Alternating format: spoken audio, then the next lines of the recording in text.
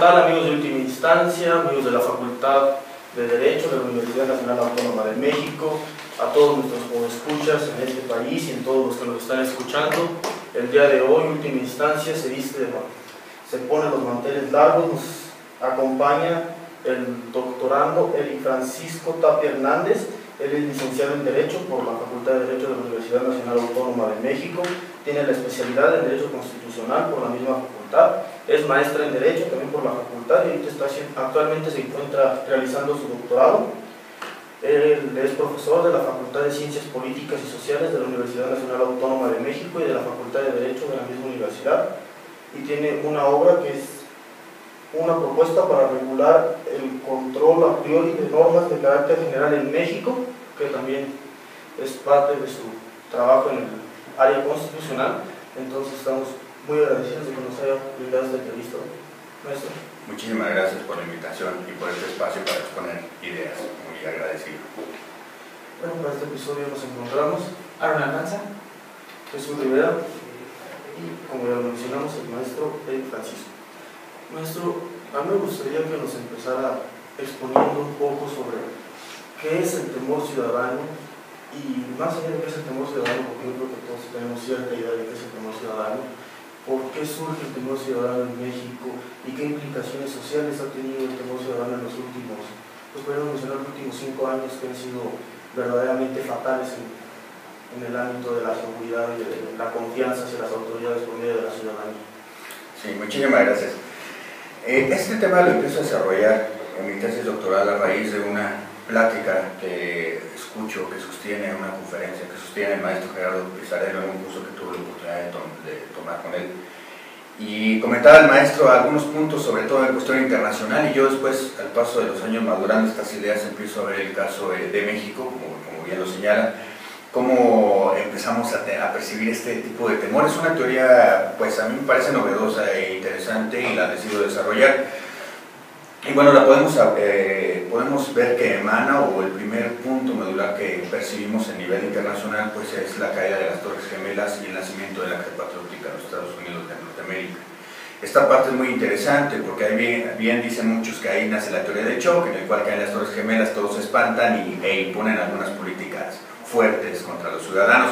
Pero más allá de la teoría del shock, esta parte del miedo ciudadano y abuso de poder es todavía, yo creo que más perversa, porque aquí el ciudadano se tiene que convencer de que necesita ayuda del Estado a raíz de lo que sea, y porque tenemos miedo, tenemos mucho temor fundado, ¿no?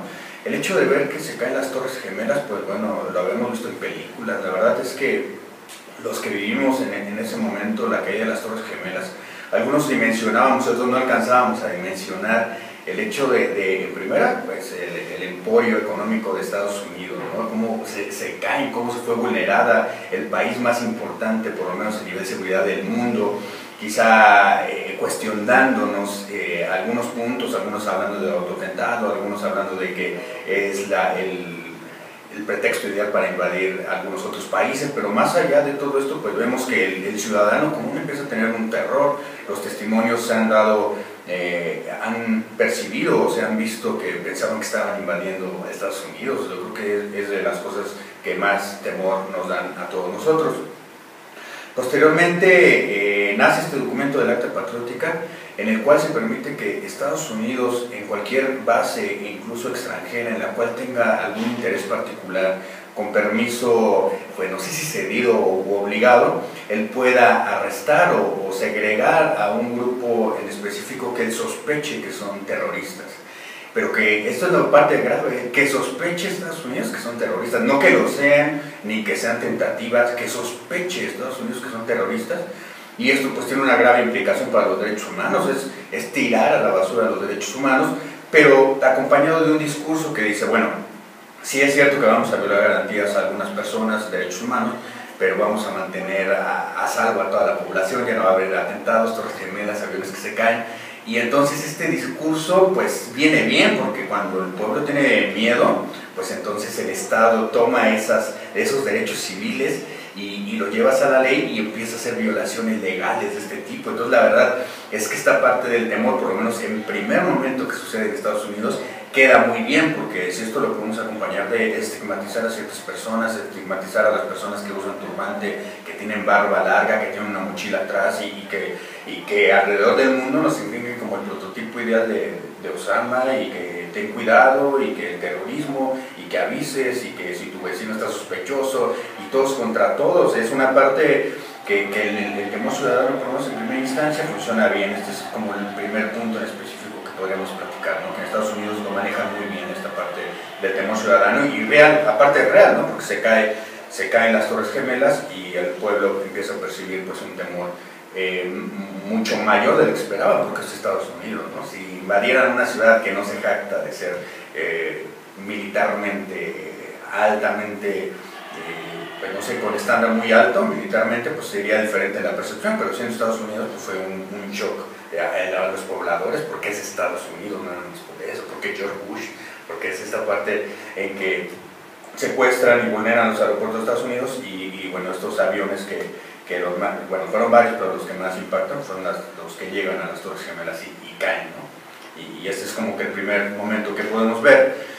Situación que criticamos muchísimos alrededor del mundo, ¿no?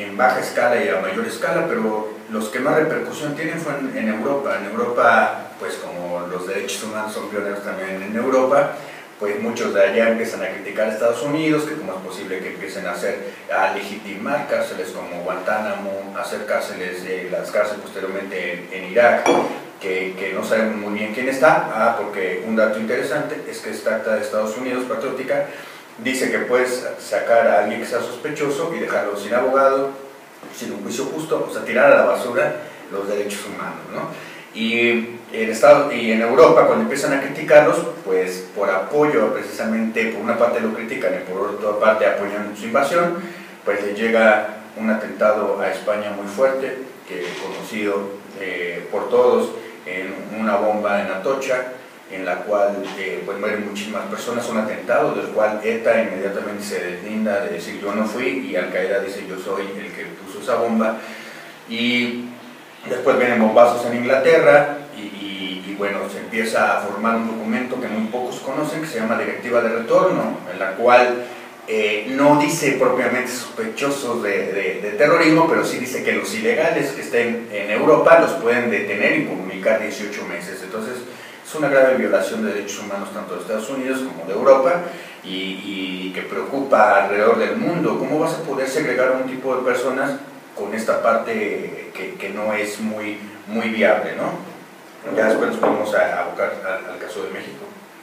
Pero ahora que lo mencionan, el hecho de que se haya atacado a países que se consideran de primer mundo, y en especial a Inglaterra y Estados Unidos, que pues son los que portan la hegemonía armamentista en el orden, ¿qué implicaciones cree usted o qué consecuencias tienen países en vías de desarrollo como es México, como pueden ser otros países como Brasil, Colombia, bueno, en realidad pues toda Latinoamérica?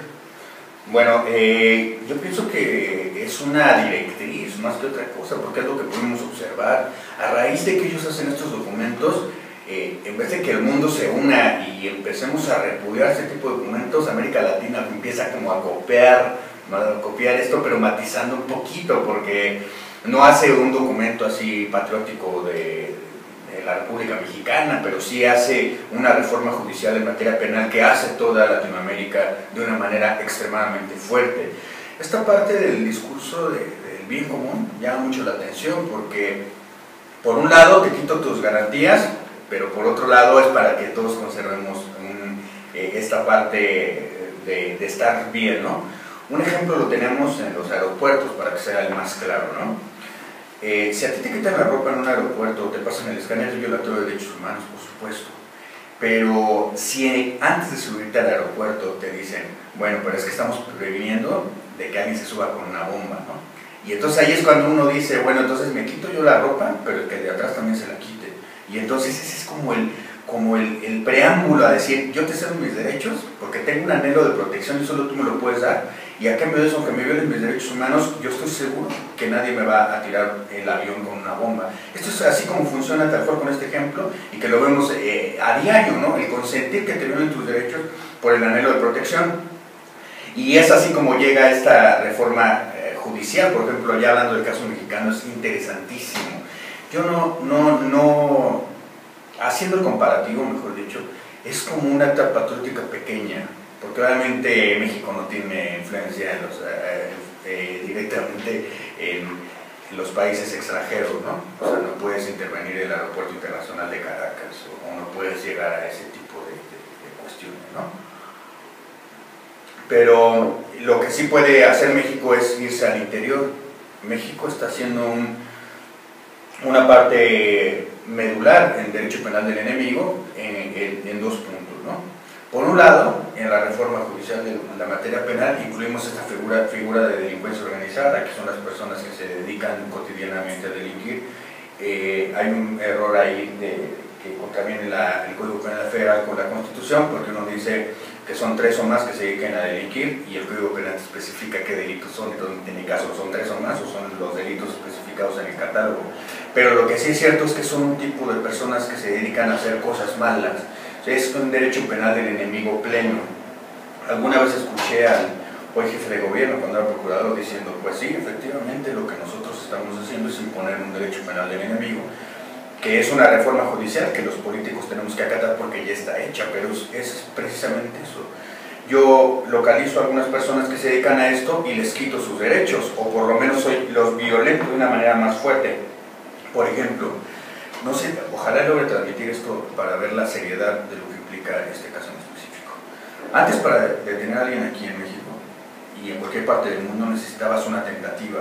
Es decir, si vas a explotar un edificio, pues que te encontraran pues por lo menos con 3 llamadas, 2 testigos de oídas, que te encontraran una maletita ahí con algunos explosivos, pues es obvio que ibas a hacer algo con eso. Pero a raíz de esto, en Estados Unidos se tiene mucho esta parte de conspiración. El simple hecho de conspirar, ya no de comprar nada, sino de conspirar, ya se hace tipificar el delito y sobre todo, no nada más tipificar el delito, sino que operan las medidas cautelares, mejor dicho, de una manera más propia. Es decir, ya ahora cuando se tiene indicios de que tú pudiste participar en el delito, o sea, si eres un poco chismoso, te acercas a saber cómo mataron a una persona y se tiene como delincuencia organizada, te pueden llevar al arraigo.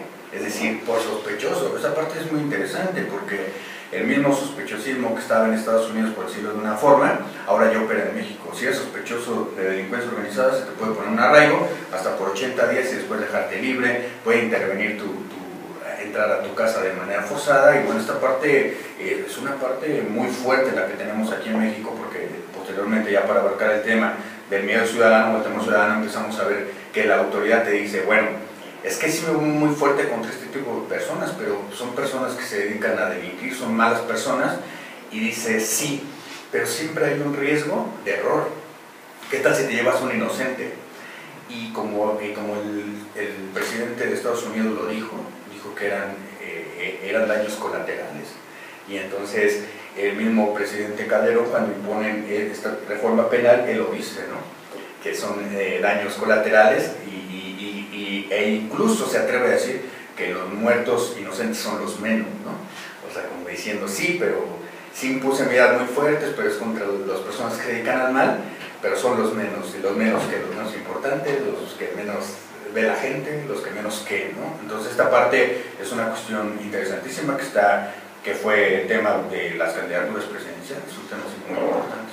Ahora, podríamos hablar aquí de una relación entre temor ciudadano y abuso de poder, derivado precisamente de este miedo surgido precisamente de la inseguridad, de atentados terroristas, en el que pues, al calor del problema, del hecho de la inseguridad, lo que decía de los atentados, se puedan llegar a tomar decisiones por parte del gobierno precisamente para aligerar ese temor, que puedan hacer reformas para contrarrestar este temor dentro de la ciudadanía.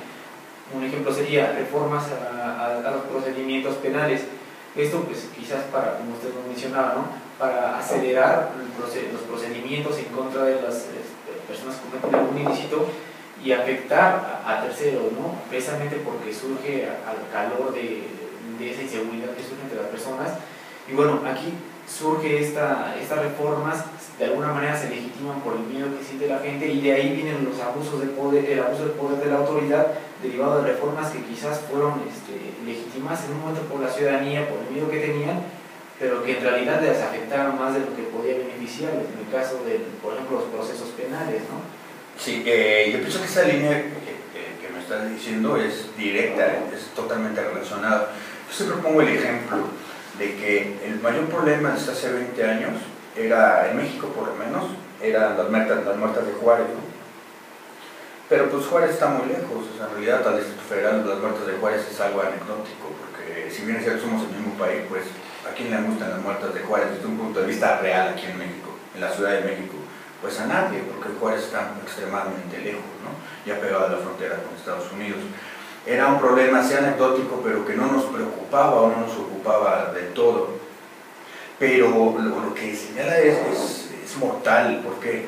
Porque cuando yo empiezo a ver que hay descabezados en la Marquesa, y estoy hablando de que están a hora y media de mi casa, o sea, ya no están allá en Juárez, ya no están allá por Zacatecas, y estoy hablando de que están a una hora y media de mi casa, de que veo cosas de película, ¿no? Y veo que abro el diario y ya no veo si va a haber muertos, veo dónde van a estar y en qué puente los van a colgar, si es en Morelos o en qué parte, si ya entraron en Catepec, y entonces ahí el temor es real, ¿eh? O sea, cuando yo ya veo que antes era de que, asaltaron por andar en malos pasos a un primo mío hace 20 años, y bueno, pues era anecdótico también, pero ya cuando te das cuenta que están secuestros express, cuando ya tienen la inseguridad real, empiezas a cambiar tu forma de ser. Yo eso es en realidad el tema más importante a lo que se refiere este tema, ¿no? El temor ciudadano que dices, cambio mi vida, ya no voy a salir en la noche, ya no voy a hacer cosas que antes los padres te decían nada más, cuida tu bebida, porque me pueden echar algo. Eso ya es lo de menos, que te echen algo a tu bebida. Lo que sí es que te sigan, te secuestren, pidan rescate, o sea, que te metan en cosas malas, que te inventen llamadas, que te puedan crear un delito, y entonces este miedo ya es real. O sea, ya, si en Estados Unidos se crearon las Torres Gemelas, el mejor discurso, pero real aquí en México, que sí tenemos, es de inseguridad, porque aquí sí es real. O sea, en esa parte de que dices, en Estados Unidos puede haber un resquicio de que fue autoatentado, puede ser. Pero aquí en México no podemos decir que no existe la violencia o que no se ha generado. Quizás se violentó más con el ejército en las calles, pero lo que sí logra el gobierno es que con este miedo que tenemos nosotros, saquen al ejército en las calles, empiecen a hacer violaciones, pero criticadas a nivel internacional y prohibidas por la Constitución, como en Ciudad Juárez. Empiezan a sacar órdenes de cateo generalizadas por colonias y cuadras. Eso está prohibido por la Constitución. Pero cualquier estudiante sabe que está prohibido, porque no puedes hacer un cateo general así de que esta cuadra, ¿por cómo que esta cuadra? ¿Qué estás buscando en esta cuadra? Y esto es lo que encuentren, ¿no? Y entonces ves la desesperación tanto de los ciudadanos como del gobierno, ¿no? Yo no sé si a Cedillo se lo habrán dicho o a Vicente Fox, pero el hecho de que hayan preguntado a Felipe Calderón en instancias internacionales si estábamos en un estado fallido es una ofensa de lo peor. Decir que no puedes, el Estado te está violentando. El hecho de que personas que se dedicaban a la delincuencia ofrecían agarrar a los delincuentes o que eran más respetados, esta parte es durísima, duele mucho para México, porque no nada más es este problema. O sea, bueno fuera que ya salían los militares y se calmara el asunto, pero no al contrario, porque se empezaron a hacer quejas de levantones de los militares desapareciendo personas, ¿no? Y entonces la CNDH se empieza a llenar de asuntos contra militares en cuanto a abusos, en cuanto a detienen a una persona porque es sospechosa, entre comillas, en un retén en la carretera, se le va el carro en neutral y lo matan a balazos. Una señora que choca contra un carro, contra un convoy en la carretera, un accidente que nos puede pasar cualquiera, y la balacearon, ¿no? Porque pensaron que se estaban agrediendo. Entonces los militares también tienen esta parte de un lado y de otro, ¿no? Y si nos vamos más profundo, el hecho de que se han visto reportajes, incluso hay uno muy bueno de Cistiaga 4, en el cual dicen que los que están también en la parte mala de todo esto, en el combate, fueron exmilitares o son personas entrenadas, pues se hace muy fuerte. Son muchos temas, ¿no? Por ejemplo, el tráfico de armas que llega aquí, pero en realidad lo que sí tenemos muchos es este miedo ciudadano. Cambiamos nuestra forma de ser, ya no vamos por carreteras, ya. Si en un país como México estás diciendo que en un camión que iba a Durango los bajan en un retén ficticio y ponen a los hombres de un lado y a las mujeres del otro y matan a todos los hombres, pues es que es mejor no salgas de tu casa. Es un autotoque de queda, y en este mismo tenor pues quieres que el gobierno te proteja, y el gobierno en ese pro de querer, pues puede hacerlo de buena fe, pero también puede abusar y decir, bueno, pues ya ni modo metimos a esta persona a la cárcel, bueno, pero fue en aras del bien común, era sospechoso, y ese sospechoso de que tenías pruebas, no, pero estaba ahí parado, y ya dice la Constitución en el artículo 16 que podría ser, pudo haber cometido este delito, y por tanto le aplicamos el arraigo, ¿no? Y un arraigo que aparte trae violaciones constitucionales que ya se han pronunciado en muchas instancias internacionales, ¿no? Primero pasan ahí en la tele el pollito, vamos al pollito, vamos al pollo, a tal, y ya después lo meten al arraigo, sale del arraigo porque no era, ya después ya le arruinaron su vida, ya lo estigmatizaron socialmente y sale a la calle, ¿no? Entonces esta parte tan fina que ahorita me mencionaba sí va directamente relacionada. Todos tenemos miedo, todos queremos que funcione, porque yo creo que si nos dijeran hay suspensión de garantías para encontrar estos delincuentes, bueno, pues todos diríamos, pues, bueno, está muy bien, pero si tú supieras que así se va a acabar, pero si ves que no se acaba y que se prolonga y que hay estados de sitio autopuestos por las mismas personas, pues entonces ya no quieres salir a la calle y ya cambias tu forma de ser y estás en aras de a ver qué se le ocurre al gobierno, ¿no? Y vemos, hoy mismo estaban presentando las cifras en la mañana y un periodista le cuestionaba al secretario de Gobernación que por qué no presentó la cifra de desaparecidos, ¿no? Que es una cifra que quedó debiendo. Entonces esta parte se vuelve muy interesante y de muchísimo fondo, porque si bien es cierto que salen con algunas cifras un poco disminuidas, otras un poco más altas, lo cierto es que no debería de haber muertos, ese es el tenor, no de quién tiene más muertos y quién tuvo menos, pues no es competencia ni te vamos a aplaudir que tuviste 4.000, 5.000 muertos en tu gestión, es que no debe haber muertos, no debe haber esta guerra encarnizada, no debe haber fuego cruzado, porque es un dato que se ha ocultado mucho, pero en los expedientes de la CNDH hay niños muertos, ¿no? de fuego cruzado y personas, mujeres embarazadas, personas de la tercera edad que iban pasando. Entonces esta parte es como que la más dolorosa. Cuando hablan de muertos no están hablando necesariamente de delincuentes, ni de militares, ni de policías, están hablando de parejo, ¿no? Del que se metió, y otro dato interesante es que he tenido la oportunidad de ir a lugares que están viviendo este tipo de problemática y ya lo ven normal. Yo creo que eso es lo peor, el hecho de que pues cuando yo era niño yo podía salir al parque, las mujeres podían pasear a sus bebés en las carreolas y ahorita ya cambió y todo lo ve normal. O sea, como que te dicen, bueno, se llaman balaceras, pero si no estás metido en cosas malas, no te tocan, ¿no? A menos que estés en el lugar que no sea adecuado y dices, pero es que no, pues ¿cómo que en el lugar que no sea? O sea, no es normal, o sea, escúchate lo que estás diciendo, ¿no? O sea, como, ay, pues te toca la demanda de estar en medio, pues ya, o sea, ¿cómo es posible que ya lo veas de esta forma normal? Cuando de verdad esto es un temor que deberíamos de tener todos, es decir, algo está pasando y algo tendríamos que hacer, ¿no? Entonces, esta parte también, como bien lo mencionaban, es también pues mucho de tendencia internacional, de dónde vienen las armas, de a quién, si hay algún trasfondo que no alcanzamos a ver los ciudadanos comunes, si hay algunas negociaciones muy arriba que no alcanzamos a distinguir, pues es muy interesante, ¿no? Me gustaría que nos platicara un poco sobre la reacción violenta de los ciudadanos, porque estamos viendo demasiados fenómenos. Uno de los tantos que podemos enumerar es el surgimiento del grupo de autodefensa, otro que en muchos lugares del país incluso ya se acepta la violencia por parte del Estado. Y un dato aquí que a mí me parece demasiado fuerte y que hay que tener en cuenta es el número de elementos que tenía la Secretaría de Seguridad Pública Federal en 2001 y cuántos tiene en 2012. En 2001 contaban con 16.810, en 2012 con 52.000. Estamos hablando de que se triplicó el número de elementos en seguridad pública. ¿Y qué es lo peor? Que en muchas ocasiones pareciera que los ciudadanos aceptan que el Estado invierta más en la represión, invierta más en armas, invierta más en cuerpos de seguridad pública. ¿Qué nos puede decir de esta reacción? Pues es muy triste en primer lugar, porque está pasando en México, ¿no? Si estuviéramos opinando de otro, o yo viviera en otro lado, pues sería mucho menos agresivo el comentario, pero esta parte tiene dos aristas, o tiene varias quizá, pero bueno, las más, primero voy a decir cuáles son las que más he escuchado y quizá con la que más, y cuáles con la que más me voy yo. Unos dicen que son grupos violentos que nada más están tratando de llamar la atención y que están buscando armas ilegales, pero son grupos violentos que más tienen que ver con algunos otros intereses y que quieren que el gobierno federal los voltee a ver. Esa es una parte en específico.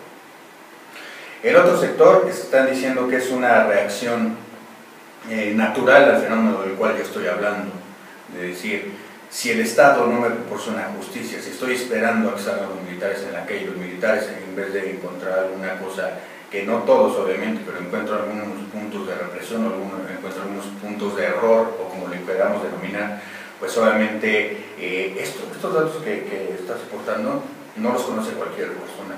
O sea, los presupuestos de egreso de Felipe Calderón eran extremadamente altos para la Secretaría de Seguridad Pública, era el que más tenía dinero invertido anualmente durante su gestión, porque era punto medular de Felipe Calderón. Y por tanto, esto era un hecho que casi no se conocía, toda la inversión que estaban haciendo, se hacían licitaciones para traer armas del extranjero, porque la angustia de decir estamos peleando con personas que tienen un armamento ilícito, con Rápido y Furioso, que traspasan el chaleco de los policías municipales. O sea, no podemos criticar tampoco a los policías municipales y estatales, y quizás hasta algunos federales, de decir, y que lo han dicho, no lo estoy inventando, lo han dicho, de decir, ¿para qué voy a enfrentarme con personas que están más capacitadas que yo y tienen mejor armamento? O sea, yo tengo un chaleco que me lo atraviesan con el armamento que ellos traen, yo mejor llego, recojo a las personas y me voy. Y en esa parte es muy, nos dan paso a la magnitud de la cual estamos hablando. Y esta parte yo me abocaría, porque también hay otras personas que señalan que este tipo de personas violentas son algunos grupos paramilitares, que quizás son puestos como para conveniencia, para invertir más recursos o mandar a más personas violentas, para impedir la violencia a determinadas entidades. Por ejemplo, como estoy diciendo que esto funciona, es si en Querétaro mañana empiezan a haber muertes, el Estado lo que tiene que hacer es mandar fuerza, y entonces está justificado el mandar tanta fuerza a Querétaro por tanto grupo violento que existe ahí, sea el que sea, no importa de dónde venga, no importa de quién sea, si es legítimo o ilegítimo. Pero por otro lado, es muy difícil saber o ver si todos los grupos de la República son legítimos o no. Si es una respuesta ciudadana ante el hartazgo de decir, es que no me funciona ni la parte buena ni la parte mala porque yo me siento desprotegido y aquí vamos a hacer justicia nosotros, creo que sería de los movimientos más legítimos como la respuesta a este movimiento del cual estamos hablando. Sin embargo, yo creo que es muy peligroso generalizar de dónde surgen todos los grupos y tenemos que analizar cuál es cuál, pero de que es una respuesta ante el dejo de impunidad. A mí me llama la atención el activista que habla de Barón, ¿no? Él maneja un ejemplo, la historia de él la sabemos todos, pero él maneja un ejemplo en el cual él fue acusado de recibir a un grupo armado a balazos. Y yo pensaba que le iba a negar y él dice, no, sí, esto es verdad, dice, porque un grupo que llegó igual de armado mató a mis dos hermanos. Y entonces cuando vuelven a llegar, dice, yo no sabía si eran de las personas malas o buenas, porque aquí en esta parte donde yo vivo, dan lo mismo, vienen vestidos iguales, y entonces aquí nos tenemos que defender nosotros. Y esa parte de miedo, porque dices, en un estado salvaje, en la cual la autoridad ya no está para lo que está, o la parte, o buscas a las partes que se dedican a lo malo para que te defiendan, pues entonces estás hablando de un verdadero caos, ¿no? Yo las cifras yo las vi en un político muy destacado y hablando muy bien, pero también como que no está tan fácil, ¿no? Como que sí, como que esta parte de gendarmería, dividir el país en 5, y las cifras pues son mínimas. La mejoría que quiso darnos a notar son muertos, pero mínimos, ¿no? Entonces como que el aplauso ni se lo han ganado, ni esperábamos esto, ni vemos tanta reacción de que ya haya libertad de expresión, que es otro de los temas que va de la mano. Y bueno, esta parte, refiriéndome, pues es muy difícil ver a qué parte se referirían, porque sí puede ser de que pueden ser grupos armados paramilitares, sí pueden ser personas infiltradas, pueden ser grupos legítimos que están hartos en cierta comunidad también. Es muy probable de que las personas en cierta comunidad estén hartos y digan, aquí la justicia la vamos a hacer nosotros, y bueno, hay que esperar, o quizá el mismo CISEN o la inteligencia estará pendiente, esperemos, de dónde vienen esos grupos, si son legítimos, cómo se va a sancionar, qué tanta presión están recibiendo ellos, ¿no? De decir, este grupo siempre es legítimo, está harto porque aquí no hay justicia, y qué es lo que va a hacer el gobierno, qué va a hacer, qué es lo que va a hacer en determinado territorio, ¿no?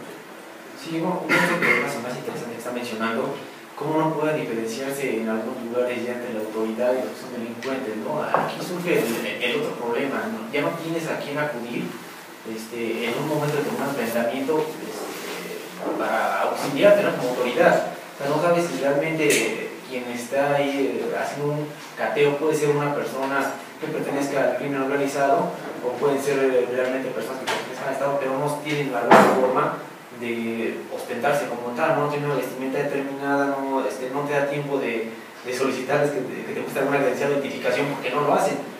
¿Por qué? Porque ahí empieza también la otra parte del abuso de poder, llegar y ejercitar una determinada acción por una resolución, una sentencia o un dictado por parte de alguna autoridad y hacerlo inmediatamente sin necesidad de identificarte, simplemente llegar y tratar a las personas a las que estás encargando, si es que es autoridad, tomarlas como presuntos responsables y no poder solicitar tú, como persona que está encargando en tu casa, solicitar que se identifique. No, ese es el problema. No, y sobre todo con las medidas de la delincuencia organizada y cómo se ha manejado, ¿no? Por ejemplo, yo no sé cómo será ahorita, pero cuando existía un problema de delincuencia organizada era excepcional, o yo nunca supe de un abogado que hablara en privado con su cliente, siempre estaba siendo observado violando la Constitución, tratados internacionales, y bueno, estamos hablando no de que uno está apoyando a las personas que dedican esto, estamos apoyando a la excepción, al inocente que se va con este tipo de medidas, es decir, yo agarro parejo y ahí te voy, o sea, el nivel material ya sea de balas perdidas o a nivel jurídico, es decir, te metimos en la radio 80 días, pero me echaste a perder la vida, porque yo soy una persona que me dedico a bien y me echaste a perder la vida, yo no estoy acostumbrado a este tipo de situaciones. Y bueno, yo tuve la fortuna de discutir con el doctor Pablo Zapata en una estancia en la cual estábamos comentando esto, que el grave error, uno de los graves errores de Felipe Calderón fue haber dicho que nos encontramos en guerra, aparte de que está mal utilizado el término jurídico, el término o la connotación social política que tiene es darle la legitimidad a la delincuencia organizada en que se convierta como un presidente de Francia. Cuando yo le declaro la guerra México-Francia, están declarándose la guerra entre dos instituciones. Cuando yo le declaro la guerra México contra el narcotráfico, yo le estoy legitimando, dando una fuerza muy fuerte a ellos, y a ese nivel se convierten como en una institución no legal. Es algo muy extraño que sucede legitimando este tipo de instancias, y como bien señalabas, ahí hay cuestiones anecdóticas, por ejemplo, en el caso de Maricel Escobedo, que muere y que al no encontrar a su culpable, se encuentra una carta de él que se dedica a cosas malas y que dice, si quieren yo lo agarro, se los entrego, y dices, ¿cómo es posible que más la delincuencia te está diciendo, hasta indignada de decir de lo que está pasando, yo te entrego al que lo hizo, quieres te lo entrego, no, pues yo te lo doy, y dices, a ese grado hemos llegado, entonces de temor ciudadano, pues claro que lo tenemos, y esto, mire, a mí me llamó mucho la atención, obviamente no lo sabemos porque no somos de inteligencia, pero el hecho de que haya caído el avión de Mourinho, que también fue como de película, como las Torres Gemelas, te da a presuponer por los tiempos en que estaba viviendo México de que quizá pudo haber existido, a pesar de las declaraciones oficiales, alguna violación de protocolo a su avión o algo pudo haber pasado, y te quedas pensando, dices, eso le pasó a alguien que tiene guaruras, que tiene pues todo a su poder, todo a su servicio. ¿Qué te puede pasar a ti como ciudadano común y corriente? Pues te puede pasar cualquier cosa, te puede pasar lo que sea, y pues mejor no salgo, ¿no?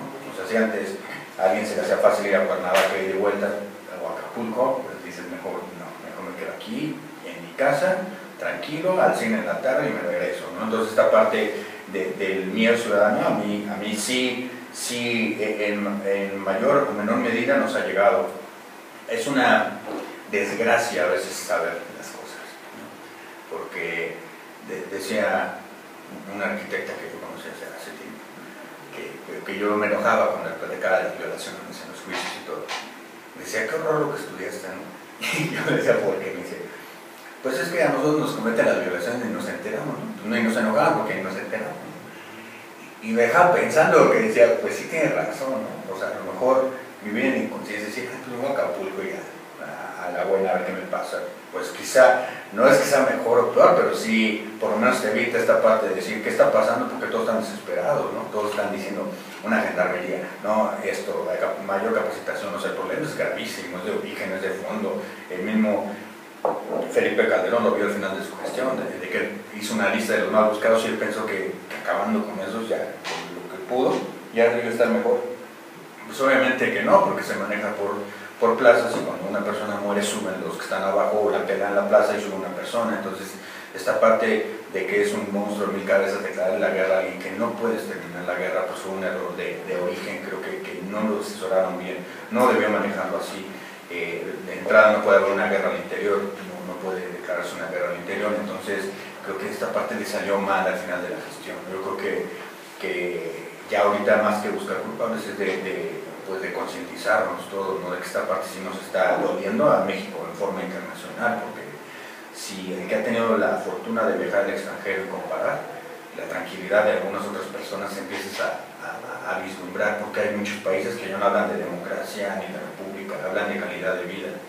Entonces, ¿qué calidad de vida tiene una persona que está encerrada en su casa, que tiene miedo, que no puede viajar, que tiene esto, y que dice, bueno, el dinero está bien, pero también mi seguridad es parte de mi calidad de vida, ¿no? De esta parte, por lo menos es lo que yo manejo en ese trabajo, es decir, la calidad de vida está incluida ya directo en un sistema personal que va hacia lo político, ¿no?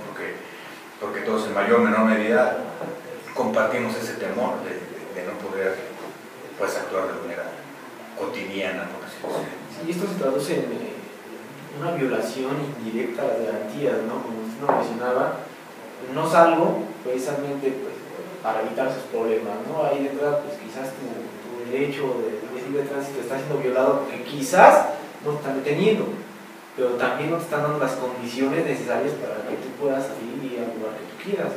Esa es una de las opciones. También pues, podemos utilizar otros planes de vida, salir a divertirme, asistir a la escuela, como las comunidades en las que pues, prácticamente gobierna el crimen y te violan también ahí de hecho tus garantías, ¿no? Ya no son garantías tanto que en las que te esté frenando el Estado, que sean frente al Estado. Ahora hay que repensarlas, replantearlas también mayormente para hacerlas frente a terceros, porque en este caso serían como el crimen organizado que te estaría impidiendo con su actuar, de hecho, ejercer tus garantías individuales, que el certificado de libertad. Sí, los que sí, ahorita me podría hasta risa me va a dar, pero no me da por el tema que estamos tratando, pero los que hemos seguido este tema luego nos quedamos pensando y decimos quiénes son, o son sus asesores o pensaron mal el tema, ¿qué pasó?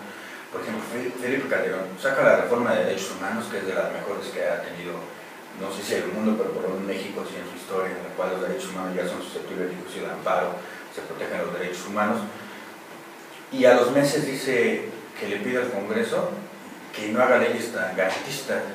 Dices, ¿cómo es posible? Pues se acaba de hacer en la Constitución de derechos humanos y garantías. Dice, no, pero es que no hagan tan garantistas porque luego ahí se meten los delincuentes y los sacan. Y en un chat que hizo dando en un informe presidencial se le ocurrió decir, es que yo meto a la cárcel a los delincuentes y el Poder Judicial los saca. Y entonces fue, pero tal cual, entonces dices, pues es que algo hay mal, pues existe mala averiguación o está mal el sistema de origen o de plano a quién responsabilizamos, porque no puedes decir, bueno, pues yo si la Procuraduría actúa bien y los jueces son los que no sirven, ¿no? Entonces, o no sirve algo de origen, o qué es lo que pasa, porque esto, lejos de sentirnos mejor o algo, nos da más angustia, es decir, imagínate que te toca a ti que te inventen un delito y que nadie te ayuda. O sea, no todos somos presuntos culpables ni te van a hacer tu película. Algunos se van a quedar allá adentro y quien los pegue. Y entonces, si eres un delincuente tal cual, bueno, pues podríamos quizá en una instancia ya máxima socialmente justificarlo, pero en una instancia, y no violando garantías, pero en una instancia de un inocente que se va a ir a la cárcel, y decir, bueno, pues es el riesgo que se corre. ¿Es el riesgo de qué? Porque no es tu hijo, no es tu papá, no es tu hermano. El día que te toque a ti, pues vas a ver que no es tan bueno esta parte de decir que hay excepciones y el riesgo mayor que prevalezca. Entonces, como bien decías, y es real, va directamente este tema relacionado con la violación de garantías, porque si yo estoy cediendo que el gobierno actúe de esta forma tan irracional, o sea, tan fuerte, pues es una parte que yo estoy cediendo. Por ejemplo, a mí ya ni me quise enojar ese día, pero salió a nivel, no nada más es a nivel federal, también es estatal, se hace la CONAGO, esta Comisión Nacional de Gobernadores, la cual Marcelo Ebrard y sus vecinos también de Morelos, el Estado de México, de Puebla, están muy felices porque están haciendo por primera vez una red nacional de delincuentes, ¿no? de carros robados, de delincuentes. Y ellos lo dieron como un logro, ¿no? Y dijimos nosotros, pues es que pensamos que eso ya existía, pues es lo más básico, pues si tienes un delincuente que está buscando en el Estado de México, pues es una base de datos que debe estar en todos los lugares de la República, o sea, no es un aplauso, es una omisión, es un reclamo, y allí sacan sus decretos para parar todos los carros en determinadas colonias, hacerlos operativos de una manera como por primera vez legales, por así decirlo, y aparte buscando el aplauso, ¿no? Decir, es que ya la CONAGUA está funcionando, y dices, la CONAGUA está funcionando, no, la CONAGUA fue inútil siempre, los gobernadores fueron inútiles y ahorita están empezando a trabajar, porque pensamos que siempre lo estaban haciendo, entonces no te voy a aplaudir, te voy a reprochar, o sea, no me quiero ver como un logro este tipo de situaciones. Otro ejemplo que el doctor Pablo Zapag, que tuve la oportunidad de comentar con él, y él me lo dijo textual, me dijo, yo no entiendo a los mexicanos por qué hacen de las cosas malas cosas buenas. Y estábamos platicando de un asunto de la maestra esta que se tiró a cantar las gotas de chocolate con sus niños al kinder, ¿no? Que los estaban agrediendo. Y dice, ¿cómo es posible que no hayan destituido al gobernador o que no hayan hecho algo así? Al contrario, le dieron un premio de la valentía a la maestra, ¿no? Dice, ¿cómo es posible que hayan convertido un acto de repudio social en un aplauso para la maestra? Decir, ¡ay, qué valiente es! ¡Qué valiente es! No, qué inútil eres, lárgate, o sea, córranlo. Y dice, ¿cómo es posible que el mexicano tolere ese tipo de cosas? Le dije, no sé, o sea, no sé, todavía no encuentro. Pero dice, es que ¿cómo es posible? Lo hubieran corrido, le hubieran hecho algo, un juicio, algo, una responsabilidad política. Pues no, allá le dimos un premio a la maestra valiente, y son cosas que pues, nos deben de doler, ¿no? Que no deben de pasar desapercibidas, y bueno, son cosas pues muy tristes que estamos viviendo ahora y que seguimos viendo, que esperemos que encontremos la forma, ¿no? De atenuarlo por lo menos. Hemos visto demasiadas circunstancias, demasiadas ocasiones en que el narcotráfico ya realiza el papel del Estado porque cobra, podemos decir, impuestos, muy conocido derecho de piso, o incluso cosas aún más preocupantes como las actividades que ahora realizan grupos delictivos como los Zetas, que ya no se dedican completamente al tráfico y comercio de drogas, sino que son el respaldo de muchas actividades ilegales. Ellos funcionan como una especie de Estado, un grupo de violencia para apoyar a los criminales más pequeños que pueden realizar sus actividades porque saben que cuentan con un respaldo del poder de los Zetas, ¿no? Los Zetas que tienen un ejército ahí de 12.500 efectivos, que pues es enorme.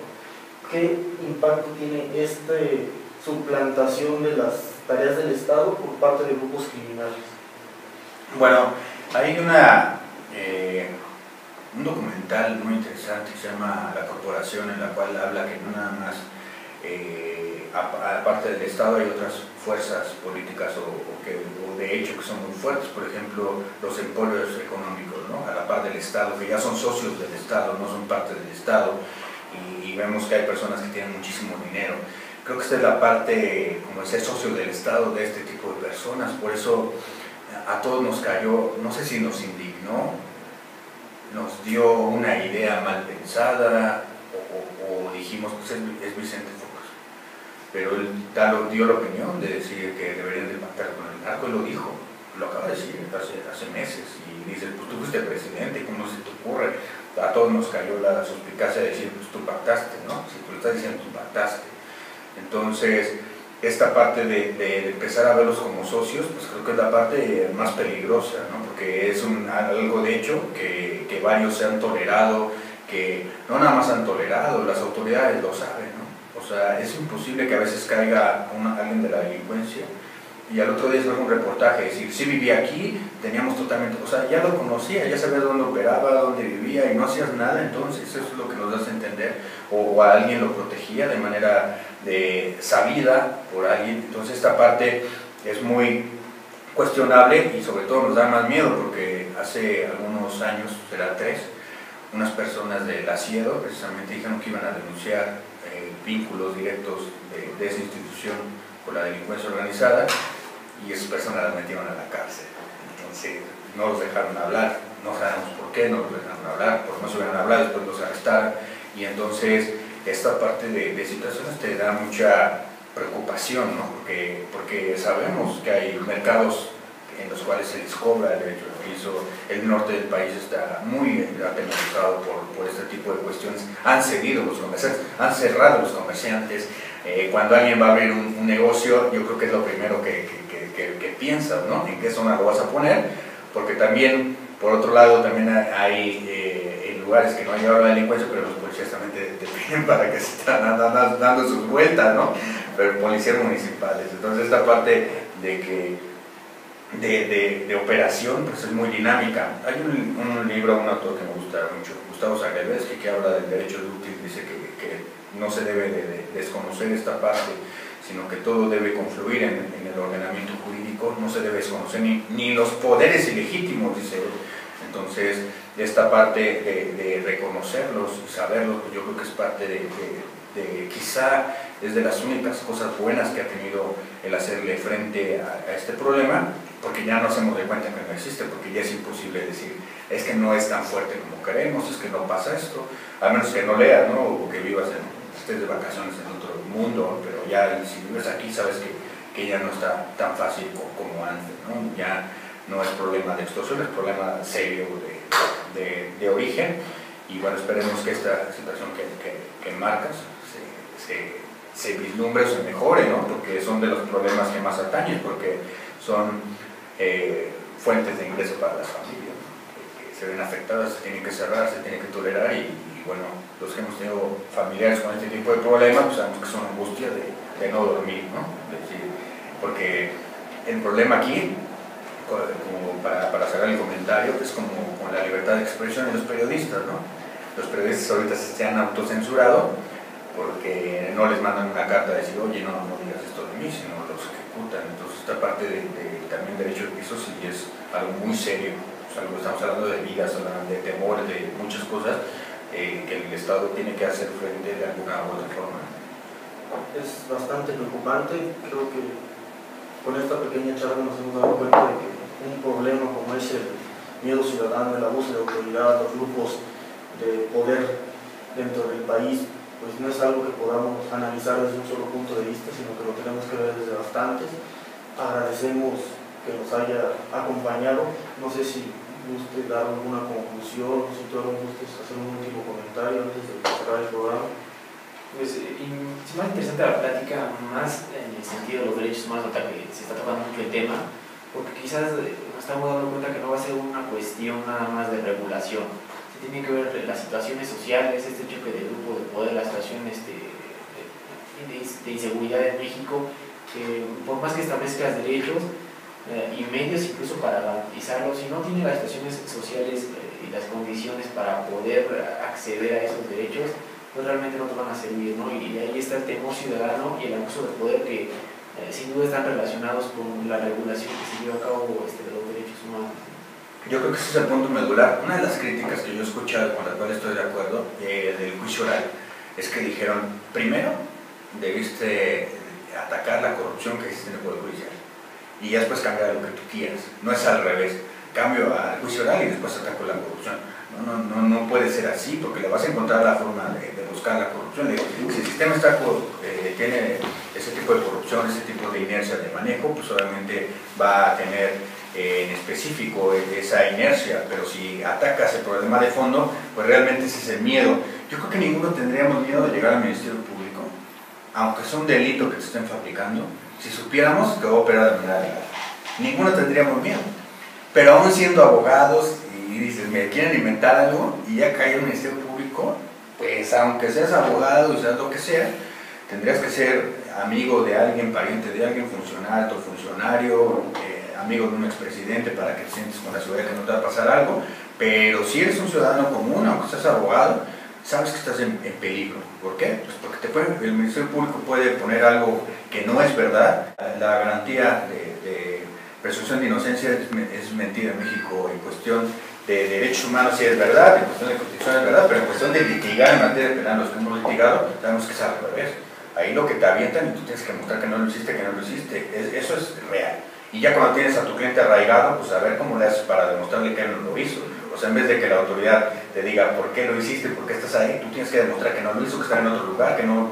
Y entonces esta parte yo creo que es de los grandes temores. Exactamente todo este tema del medio ciudadano pues viene a repercutir en un sistema que no nos está dando lo que esperaríamos, ¿no? Quizás hace ratito lo dije de manera un poco burlona en esa parte, que no todos somos presunto culpables, no van a hacer nuestra película, pero es real. O sea, decir, todos quisiéramos que cuando nos detuvieran hubiera cámaras ahí y decir, a ver, pero ¿qué le están haciendo? No vayan a hacer violaciones, pero eso es mentira, Entonces, en esta parte de la delincuencia organizada ya existente y todo, pues esperemos que encontremos un poco de freno o de que se haga algo en este país que sea real, ¿no? Ya ahorita, para terminar, comentar algo importante que se me pasó a comentar, que esto sí se me hace trascendental, es que si ahorita están en el tintero temas como la delincuencia organizada, es porque en otros tiempos nada más se atacaba a los pobres o a los ignorantes la delincuencia, y ahorita ya pegando a personas que tienen mucho dinero, empresarios fuertes como Martí, como